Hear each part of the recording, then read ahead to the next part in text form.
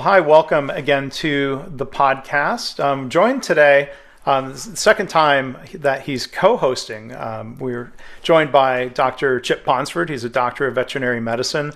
He co-hosted episode 254 with me. He's my go-to guy on all things veterinary medicine. He is the author of the book, Lean Veterinary Practice Management, Higher Quality, Less Waste, Better Resource Utilization, and Continuous Improvement. So with that, Chip, let me welcome you back to the podcast. How are you? I'm doing very well. Thank you for having me. And Well, sure. Good afternoon to Ivan. Glad to talk to him again, too. Good to see you again. Yeah, and by co-host, maybe I should tee things up and get out of the way and let the two of you have a conversation here. Our guest joining us is Dr. Ivan Zakharenkov. We're going to call him Dr. Zach, as he often goes by, or we're just going to call him Ivan. But among other things, he is the Chief Executive Officer at Veterinary Integration Solutions. He's the co-host of a podcast as well called the Veterinary Innovation Podcast. And today we're going to be talking about some work that he's done, a dissertation and related articles on lean thinking in veterinary organizations for improving employee experience and reducing burnout. So I think that's going to be a really interesting thing to delve into. So Ivan, thank you so much for being here. How are you?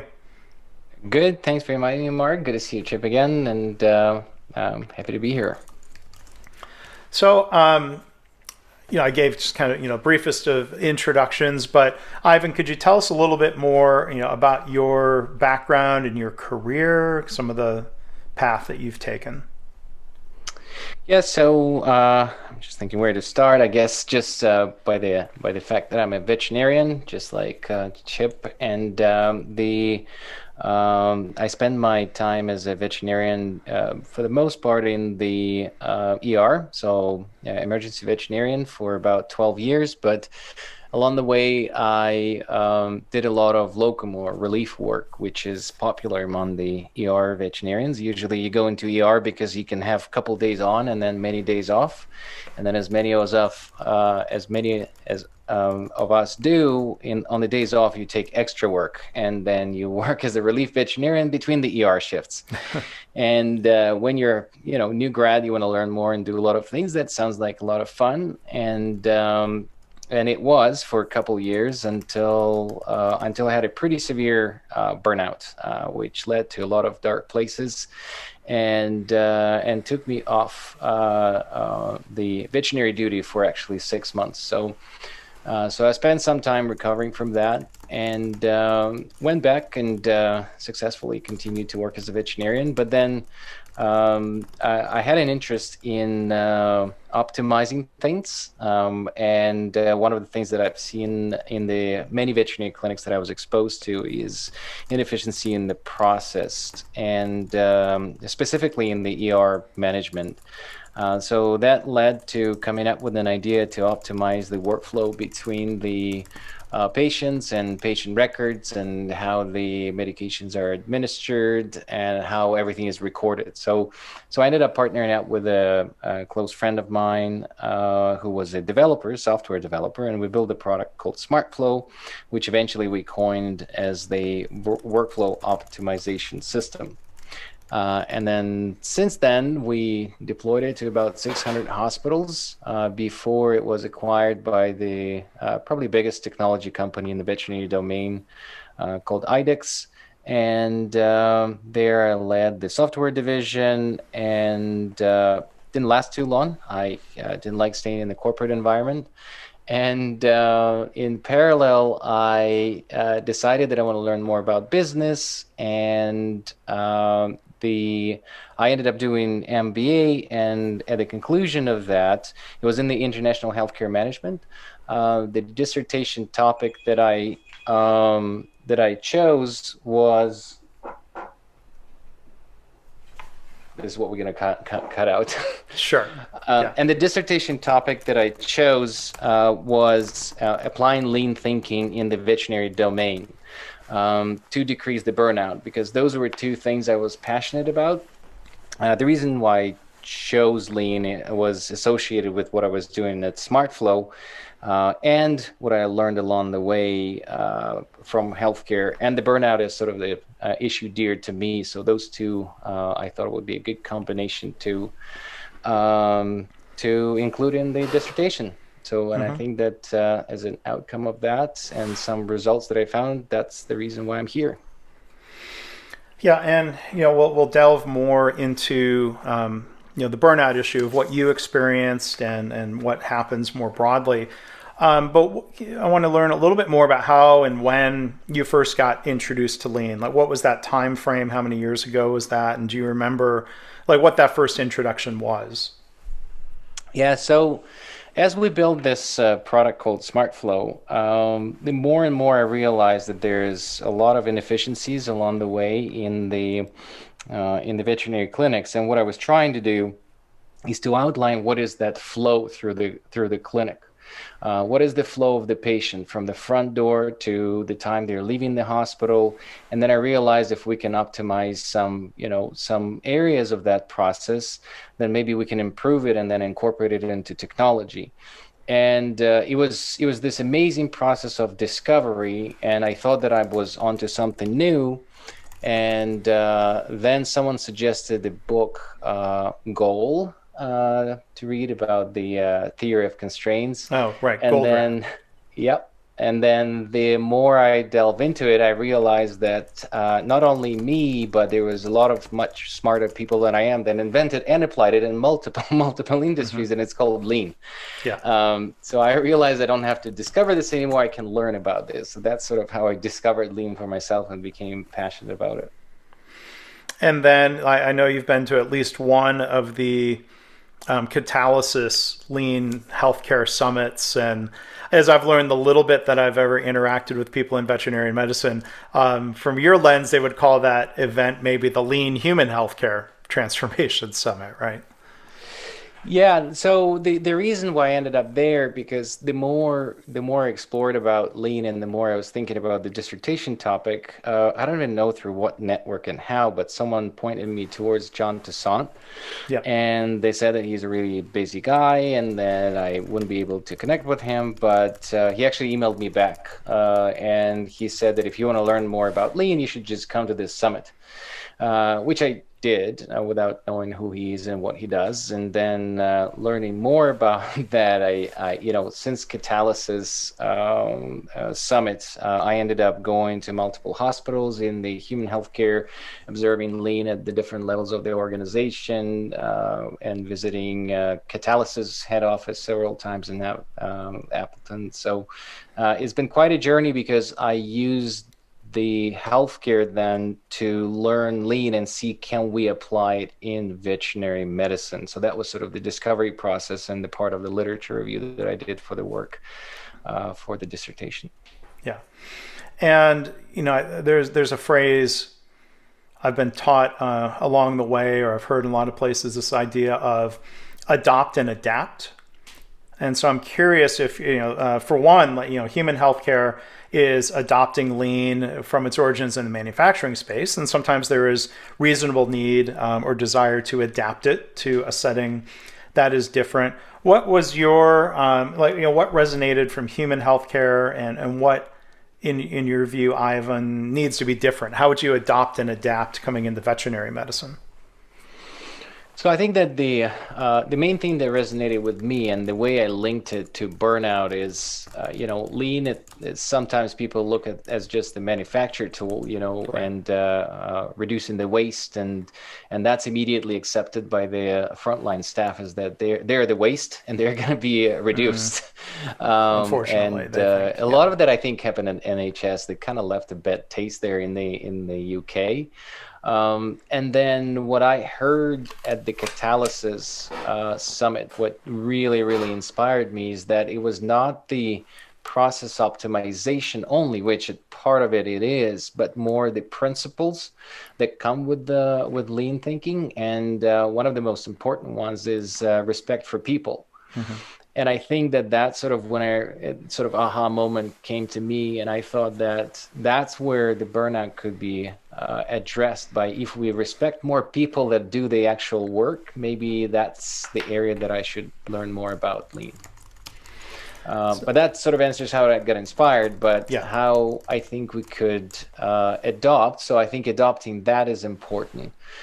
What I found challenging, which I almost decided not to pick this topic for dissertation, is because I thought that the big difference is that healthcare organization and hospitals are large facilities with a complex management structure. And veterinary clinic is somewhat a small organization. It's a small business. And you could apply it there, but the scalability of it is questionable. And, I really like the book that Dr. Ponsford read, and it's amazing for the hospital level. It outlines all the processes and optimization, but how do you apply it at scale and make all 32,000, veterinary clinics in the North America to apply this process? So I think that that's where I stumble to understand how can we apply it at scale. And I think that now we're sort of having a vision of how to adapt it to our industry. Yeah. So, what have you found in your research, Ivan, about how widespread burnout is in veterinary medicine? So what we did so the purpose and the way how I thought that we could take the learnings from the healthcare and apply to veterinary medicine, I thought it was through consolidation. And consolidation is something that's happening in the veterinary domain and somewhat looked at as a negative, and in many instances it is. Because I thought that people in general burn out more through the process of acquisition of their business. And that was the original idea. Can I find out if they burn out more when the practice is acquired? And then can we work with consolidators as the organization that could apply management at scale, like in human healthcare as a large organization, and do something different, not one-to-one clinic, but at scale. So that was the purpose of it. So the original questions that I wanted to ask, and I did a survey, which there was almost 1,500 respondents to, is to see whether the consolidated clinics are burnt out more than the individually owned ones. And I could not statistically prove that. There was slight evidence towards the fact that there's clinics, but when you consolidation, but when you put it through statistical analysis, it was insignificant. But the other finding that I was looking for, there's a lot of media, there's a lot of reports about the veterinarians being at higher risk of suicide and the burnout, and experiencing it myself.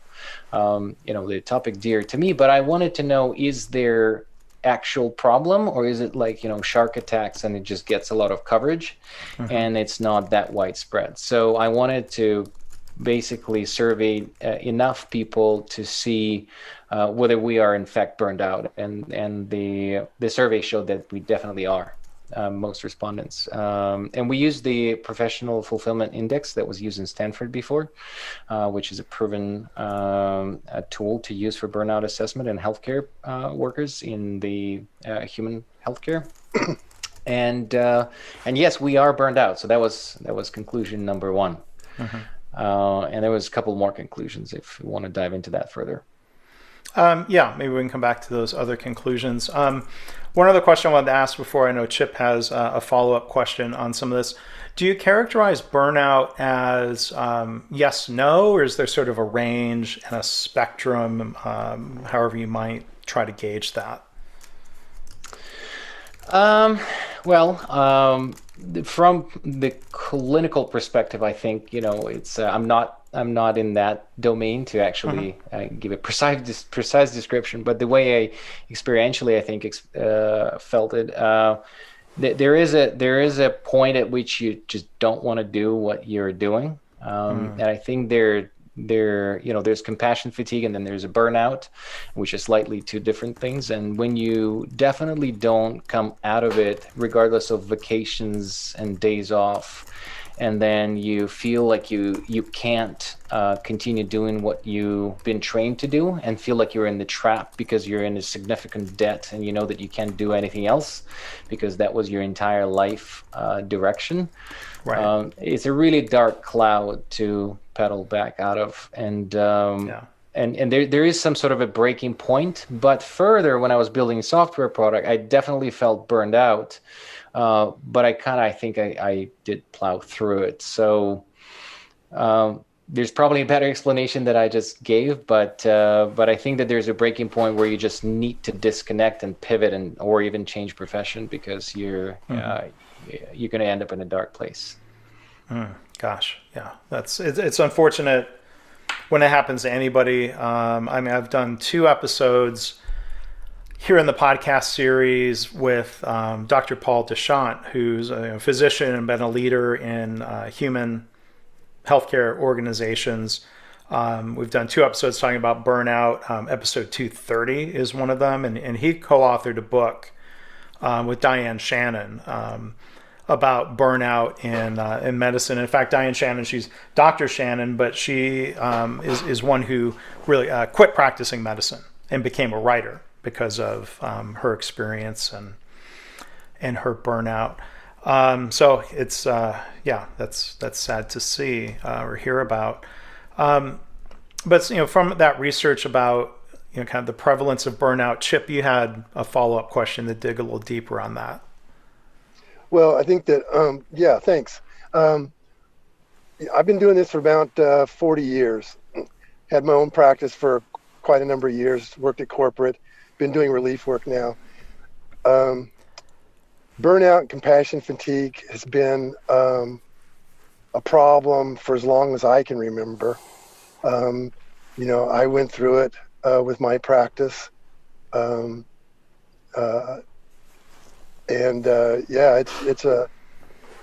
It's a dark and scary time to get through that. Fortunately, I had a wife that understood and knew what to do and knew how to help me get through it. So this has been going on for a while, yet the demographics of veterinary medicine have changed dramatically since I got out. It used to be a very much male-dominated profession. Now it's almost exclusively female. They, and their work-life balance is different than it was for my generation. Yet the problem still exists, this burnout and compassion fatigue. So what is it about veterinary medicine that it seems to supersede generations or gender or anything like that? Is that a question to me? Ivan? Yeah, Ivan, yeah. What are your thoughts or research on that? We did, I can only have statistical answers that I bumped into or read about. I think that we did not specify the gender question actually on the survey that we did, so I can't really respond to that. But I just recently read a different research that stated that females are 3.5 more likely than a general population to commit suicide, veterinarians, and males are 2.5. So females are actually more predisposed statistically. And then from what I've done in the survey, the respondents that were burnout more were 30 years and under, compared to 60, 65 sort of baby boomers generation. And it was a significant difference. So a younger veterinarians seem to be burning out more than the ones with the more experience, which we did not find why. I have my hypothesis around it, and which I can probably expand on. But we didn't. That was the results that we found. Okay, Chip, did you have a follow-up to that? Well, one of the other questions I had was comparing us to physicians. Our undergrad courses are the same. Our grade point average needs to be the same. We spend the same number of years in veterinary school or medical school. The only big difference is that I can see is a couple of things. One is that physicians are required to do an extra 2 to 3 years of mentored clinical experience. And I wonder if that may be a reason that they seem to handle things better than we do, especially for the young ones that are coming out without that mentored experience in veterinary medicine. Yeah, and you're talking about residency, I guess is the residency the and term. internship. Internship. Those things do occur, and in veterinary medicine. And I was also kind of related to that. Is there a difference between the burnout rate in the general population or the general practitioner and the burnout rate and fatigue in those that have specialization? So we did not find, at least we didn't focus or saw the significant difference between the specialists, but I think that our representation was more of a general practitioner. So I think it was the ones without the I don't know, with or without the internship of specialty. But I think that, in general, since the survey and since I looked more into this topic, I went all the way back to the initial triggers that were defined by Maslick, I think originally, of what the burnout is and what is it triggered by. And the 6 classic triggers of burnout is, I think, what is more important rather than the amount of education or clinical practice spent. It's not really the knowledge. I think it's the exposure to the triggers that are out there. And the 6 triggers that are outlined as the classic ones is everything that I could think of that happens during the acquisition of the hospital. It's the lack of control. So veterinarian going through acquisition, losing the control of their practice, and even though becoming somewhat affluent and independent financially, they cannot control their team anymore. So that's the first one. Value conflict in the organization is a big trigger for the burnout. And then during the acquisition, again, there was a certain set of core values in the organization. And once you switch to an organization where they're forced onto your team top down, culture with the core values is not something that you can just switch because that's a different, anthem. It's something that is formed over a long period of time. So that conflict comes into play. Insufficient reward, which is in veterinary medicine quite dramatic compared to the doctors. So that's just another factor. Work overload, which is one of those that people usually think that that's the only one, but it's only one factor. And again, after acquisition of the hospital, there's expectations that are set onto the seller to amplify the revenue, to manage your P&L better. So there's work overload among the technicians as well, because they have to acquire and expect it to have more responsibilities. Unfairness is another one, and favoritism in the organization, and breakdown of the community, where there's no candor feedback structure or the conflict management.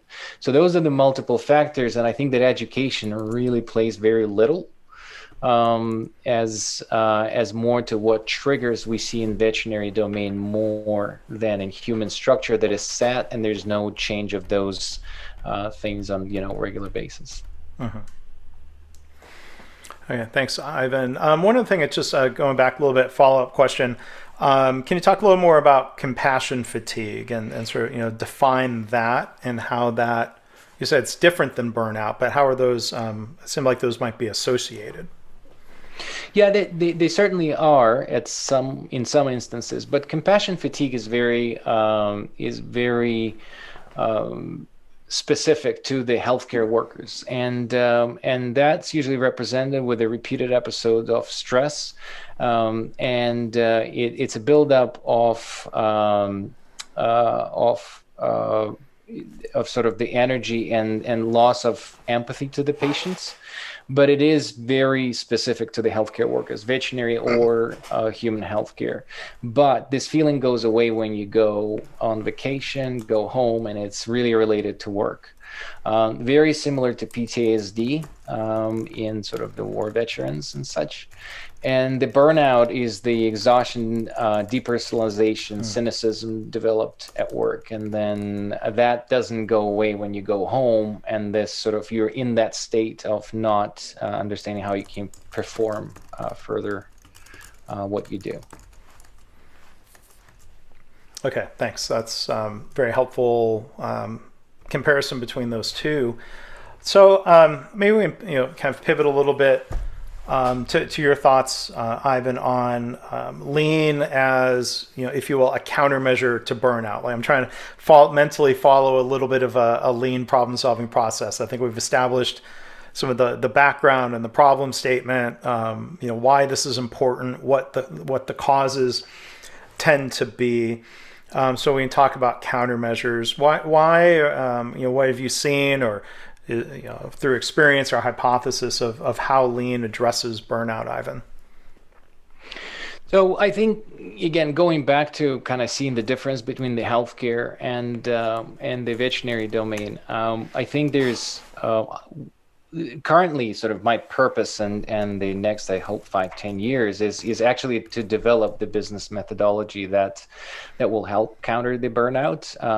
But it only could be done if it's done with the interest for those that are implementing the change. And the reason why I'm looking at the consolidators is because they do have the power of influencing large number of hospitals rather than doing it at the level of one hospital. And so that's sort of number one, what I took into consideration, that if we want to do a significant change, we need to implement it with those that have a broad reach. And then I looked more at lean again, empowering the people that do the work. The visual part is important, and how the change is happening, and all the lean thinking principles, the continuous improvement, the value creation, and the flexibility of the regimen, and as the same for the triggers, the unity around the purpose. But what we are doing, we actually combine several methodologies together, and one of them is lean. Another one, we actually added Kanban to mapping value streams, not at the level of the hospital, which again, Chip, you did amazingly at the level of the hospital. What we're doing, we're raising it to the level of the organization, and how change is coming from the consolidation. Because when consolidation comes in, they want to change everything immediately in the hospital. So you have already a group of people that are predisposed to burnout, and the industry is burnout. And then they're changing the owner, they're changing the benefits, they're changing the structure, they're changing the software. And then this team right now is already predisposed to stress, already the change was lowered on them. And then after that, they go, all right, and now we need to increase productivity, we need to increase revenue, we need to increase this. And they throw another 6 changes onto this team, and that can push them sort of over the edge. And then the biggest problem in the veterinary domain right now is we don't have enough veterinarians, and they're leaving the hospitals where they don't like to work. So the way I see implementation of lean and other methodologies here is the proper change management process that comes into the hospital when you're acquiring the hospital, and implementing change with the work in progress limit, which is more of a Kanban sort of approach. And better with one initiative at a time, and with the whole organizational reach to the why behind it. So unite around the purpose, and then with the purpose not only to increase the value to the investors that acquired the hospital. So it's really taking those 6 triggers that I outlined, and then aiming the methodology against those triggers. And lean intersects with the lean principles, and with about 4 of them, and they overlap, and they actually work against the triggers. Yeah. I mean, when you talk about loss of control as one of those triggers, what you're describing with this, acquisition roll-up consolidation process, it sounds like a lot of change all at once, and then it sounds like change that's being done to people. Correct. Now, some of that is by necessity, like the employees didn't have input, perhaps about whether the practice was acquired. But there are many things when it comes down to workflows and daily operations that I would argue people should have input into, as opposed to having a corporate handbook thrown down on you to say, well, here, you're part of us now, go do it this way. I can see why that's upsetting. Exactly. That's sort of what we're seeing right now, and that's the reason why the corporate organizations right now don't succeed. And I think that's why we have a chance to do it here, not just have a good conversation about how to make veterinarians happy, but because the values then align. Because if the biggest problem of consolidation is losing the people that do the work and that produce that value for their investors, then their goal should be to retain those people and make them happy as much as they can. So now we're aligning the purpose and the value. Right. Right. And I mean, this sounds like a situation a lot of times, I think, when it comes to employee engagement, retention, happiness, safety, patient safety, that these are not just nice or correct or you know, put some sort of ethical or moral judgment around it. A lot of it just ends up also being good business. What you're describing. Exactly. Why would you buy a business and then it doesn't seem rational to buy a business then treat people in a way that drives away those people? You know, there's probably not a flood of other people if somebody was really looking at a business as nothing but the numbers. So like, yeah, well, we'll just hire new people and maybe they'll be cheaper. It sounds like that wouldn't even really be a good strategy. It's not a strategy I would want to see, but it sounds like that wouldn't even be an effective strategy if that was somebody's mindset. Is that fair to say, or what do you think?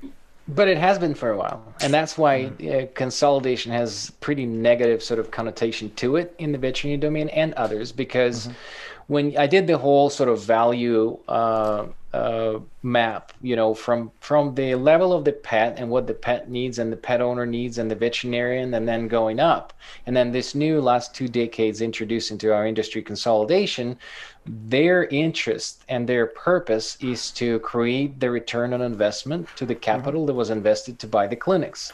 And they thought that they can just buy the clinics, bunch them together, and resell them. And for about 10 years, it's been just that 100% acquisition, own the business, fire people, cut the benefits, and do that. Now we're sort of coming out of that because we are running into a different wave of consolidation that wants to retain equity with the ex-owner, so they're incentivized, they have some control over these things. They also now start looking into the fact that they need to improve their lives, but I think there is a lot of room for improvement of what they say is that they actually do, because a lot of them are saying this but not doing. So what I'm sort of aiming to do is to try to make a structure in the methodology and the framework around it to actually say, okay, well, if you're saying you're improving the lives of the veterinarians, why at your balance scorecard level at your executive team, you're not measuring how happy you're making them, because that would make sense. And a lot of this resonates with people now, measuring, NPS score of the employees and, satisfaction after training, surveys and things like that. So there's it's happening. It's converting. So Chip, let me bring you back into this because, you've been a practice owner, you've been an employee. I mean, what are some of your thoughts here, or what other questions would you have for Ivan? Well, I think the corporate, I see a lot of, doing relief work, I'm in and out of a lot of little corporate practices and stuff like that because they need help. They need veterinarians. They bought all these practices, and then they don't have they can't keep the veterinarians there to work them.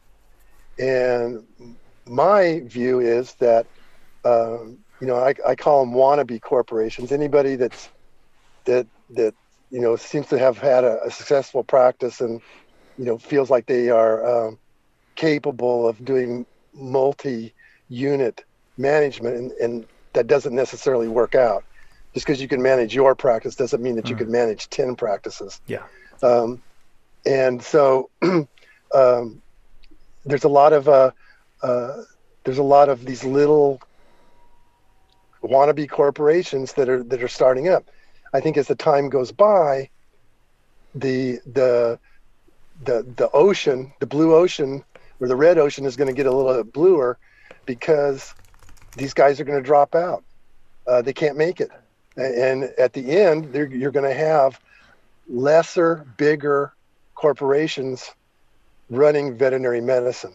Now, the problem, the trick with that is that these are managed by people that think almost exclusively in a top-down, hierarchical manner.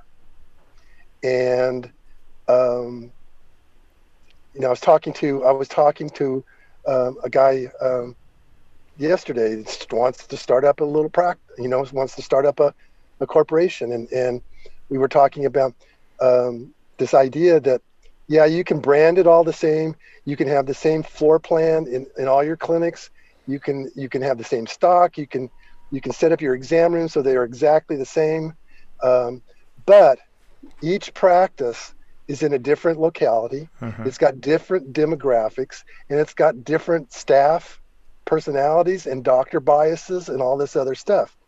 So to some degree, you've got to allow each individual practice to be able to regulate and innovate and navigate on their own, and not be trying to micromanage so much from 3,000 miles around, or 3,000 miles away. The army, when they went to Afghanistan, had a hard problem with the Taliban and ISIS, because they were, at that point, they were a very much hierarchical military. The orders came down, and that's what was done. And they were having difficulty with the Taliban, which was much more local directed and able to make decisions spur of the moment. I thought I turned that off.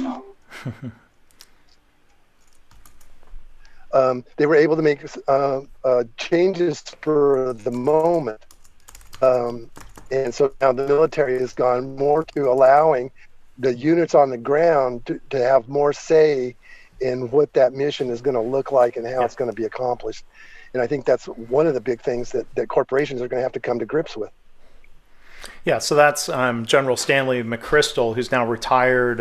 His book Team of Teams really explores that a lot. And I think it raises other issues that are familiar to me from my ongoing lean education. There was a phrase I heard the first time I went to Japan on a lean study trip. Brad Schmidt, who was one of the guides, used this phrase: unity in the essential, liberty in the non-essential.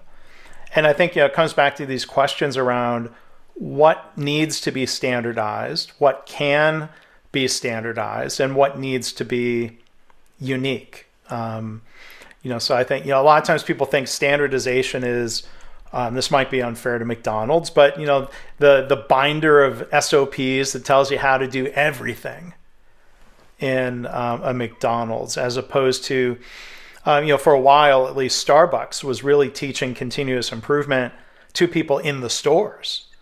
And I've talked to people about this before, where instead of cookie cutter solutions coming from Seattle headquarters, they were teaching people to improve, because there are, to your point, Chip, stores in areas that are commuter locations. They're super busy in the morning, and then they're dead the rest of the day. You've got student hangout locations where the demand patterns are different and the product mix is different.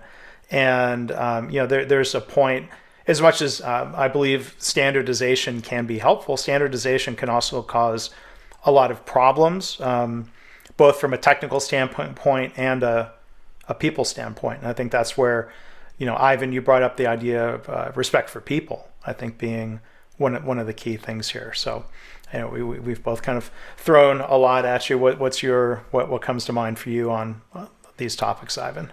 No, I fully agree with both of you guys, and I think that's what we're seeing in the veterinary domain. I'm very deep into consolidation, how they manage right now. This is our core customer in my new organization, and what I'm seeing where the successful companies are that come in and they say, we're going to improve things that you as a veterinarian are not good at. Marketing, we're terrible at. Maybe talent acquisition, not ideal. Inventory management. So those are the things, if the consolidator coming in and saying, we're going to manage the back office, finance, HR, and things like that, and they do just that, that could be centralized. That would be helpful. But when the corporates are coming in and starting to say how to do the medical procedures, what to charge for, what medications to use, this is where there's a conflict. And B, if you have an MBA or a finance degree, coming in to tell veterinarians how to treat the patient is probably not your specialty.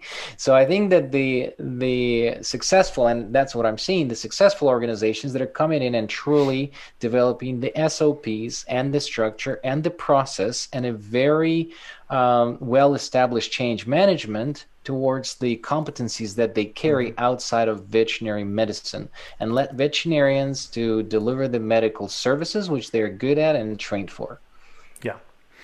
Yeah, and I might also point people, including the two of you, Ivan and Chip, you might be interested in one of my other podcast series, the My Favorite Mistake podcast. I just interviewed a chiropractor, Dr. Kelly Henry. It's episode 34 of My Favorite Mistake, and he's got a book out now about improving the customer experience. And one of the things he's talked about, or I've talked to other specialists in other settings about, is that the medical education process teaches you about how to care for the patient.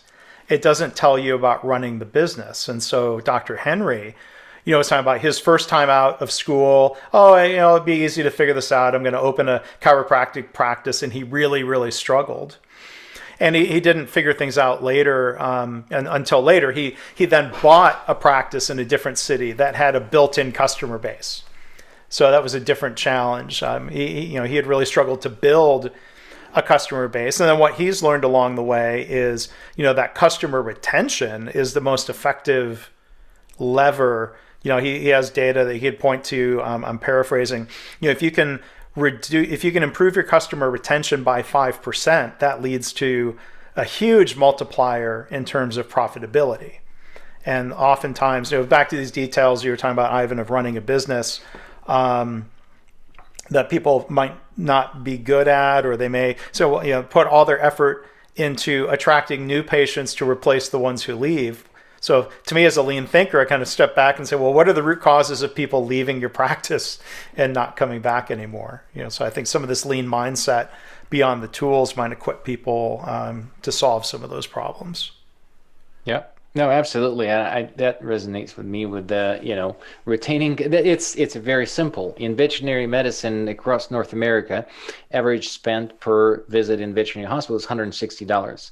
Average lifetime spend per pet is $13,500. So your customer retention is proportionally related to the amount of time they visit you again and again and again. So that completely makes sense to me.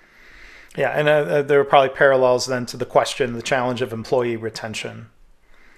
Absolutely. As well. Yeah. But those are different. There's a lot that comes with it, and that going back to the burnout triggers and the reasons why people leave. And the other thing that is different about the burnout in the veterinary domain, there's two that I see across most hospitals that I've seen. One is that veterinary nurses, or technicians as we call them, a lot of them join the profession truly because of the love for pets and their own pets, and they get the benefits from the clinics they work at because they have 5-7 dogs, and they get discount on food and the medical services. And then when the practice is acquired, that's all cut off.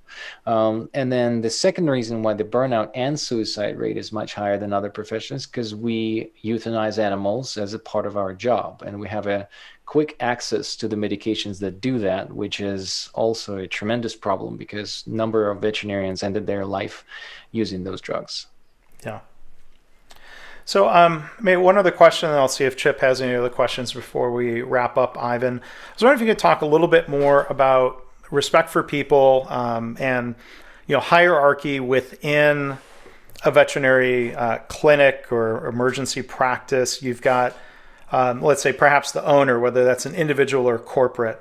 That owner may or may not be one of the DVMs, and then you maybe have some other veterinarians, and then assistants and other levels. Can you talk a little bit about this idea of maybe trying to break down some of that hierarchy and creating a different type of teamwork within a practice, how that social side of lean might be beneficial? Well, I'm a huge advocate throughout my career of the pressure that is put on technicians, which are nurses, so similar role. And the reason why I think that there's two environments that I operated in for the most part of my career. One is emergency, where you really have to multitask between, 3, 4, 5 exam rooms, where if you have proper teams around you, then you can execute on that very quickly and, bring patients into the back, and then, they will do the blood work and the diagnostics. And then, so you can manage the team better. So you have to be friends with your team. And the other one is when you go to the practices and do relief work, because you're stepping into a new environment where there's little details that change, is the anesthetic protocol, how they do their procedures and things like that. And I never wanted to fight with a group of, veterinary technicians and say, no, I do this protocol. They've done it multiple times, and me stressing them out with a new drug protocol will probably make things more difficult for me as well. So I always came into the hospital and said, look, you guys do the work. I will just blend in because I'm here, the guy, for 1 day or 2 days or 3 days.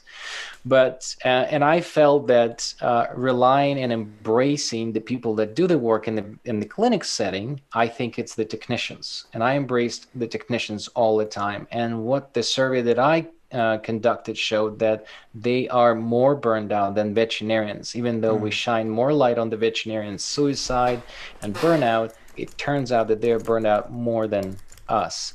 So I think if we start there, and respect for people that do the work in the face of technicians at the level of the hospitals, that's probably step number one for me. Chip, what are your thoughts here as we start to wrap this up? Well, I think I agree with all of that, and of course I've been obsessed with lean, and I just think that veterinary medicine could benefit so much from at least exploring the lean or the operational excellence mindset.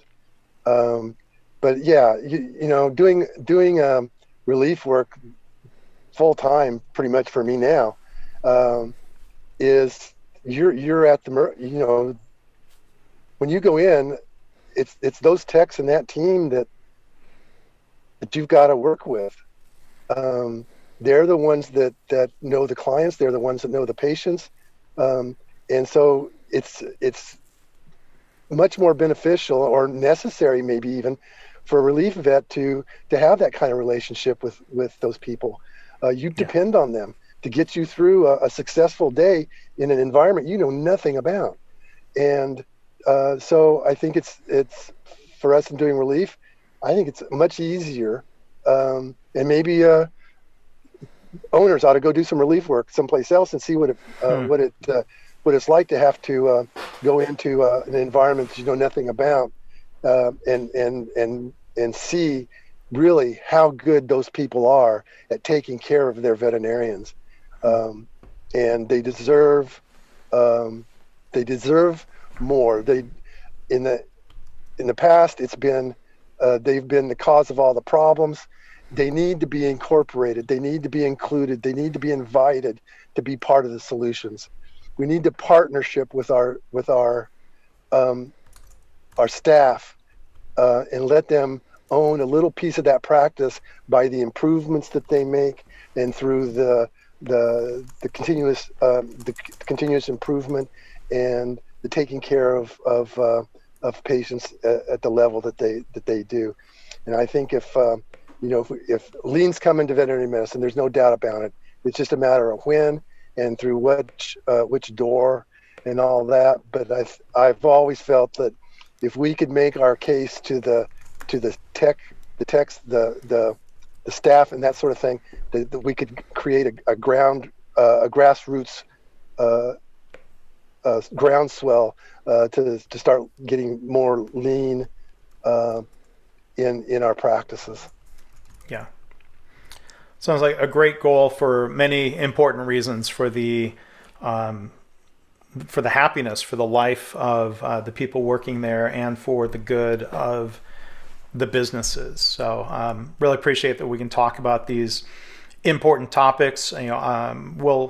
I'll share links to papers and from Ivan in the show notes and the blog post for the episode. Ivan, before we bring it to a close, can you tell the listeners a little bit about your company, Veterinary Integration Solutions? Yeah, so in Veterinary Integration Solutions, we do what we've talked about the whole episode. We are working with consolidators to improve operations with the purpose of fighting the burnout in our profession. And the unique, I think, value proposition is that if corporations will build their business around caring for people, then people will stay to increase the value that they bring back to their investors. And that's what I'm investing my probably next 5 to 10 years to build the methodology framework and the software that goes along with it. And if people want to learn more about that, I imagine our audience here, we've hopefully attracted more veterinarians than usual. So if there are people who could use your services, what's the website for your company? So vetintegrations.com, you can go onto the website and learn more about us, our methodology. We're going to be creating a university within the organization that will teach practice managers and technicians to elevate to the level of regional management. So that's coming soon. And then they can read more about the burnout survey, which is in the footer of the website, vetintegrations.com. Okay, well, thank you. And I think the discussion today has been really interesting and relevant. I know we have people listening who are in human healthcare organizations of different types, and so much of this is really it's about people. So I think what you've shared today, I think has been I'm sure really interesting to our audience who come from a wide range of different settings. So today I want to thank Dr. Chip Ponsford for his help, adding some insights and a couple of questions. His book, again, is Lean Veterinary Practice Management, Higher Quality, Less Waste, Better Resource Utilization, and Continuous Improvement. And Chip, you've got a blog at leanvets.com, right? Correct. Yeah. So it's I haven't had time to do much with it, but I think it's got some pretty good stuff in it. And it does. I would like to just say on a personal level how much respect I have for Dr. Zach for doing all this and being a proponent of a mindset that I believe in also. And I wish him the best of luck. Our profession needs him. It needs Lean. Thanks, Chip. Likewise, you've done tremendous work and with your book, so thank you. Well, thank you, Chip, and thank you, Ivan. So again, our guest has been Dr. Ivan Zakharenkov. Whoops, no, I kind of butchered that a little bit. That's good. Dr. Zach, I'm sorry, Dr. Ivan Zakharenkov. And no, I'm going to maybe edit that out.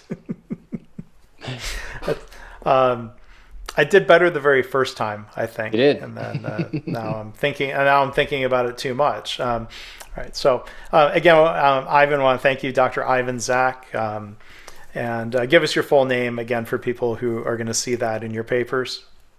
Or try to find me on LinkedIn, Ivan Zakharenkov. And I'll put a link to the LinkedIn again in the show notes, so I won't ask you to spell it out for folks. But really enjoyed the conversation. Thank you for the time. Chip, thank you for spending your lunch break with us, and go back and go take care of some other animals. Thank you so much, Mark. Anytime. Thanks, guys. Ivan, thanks again. Cheers.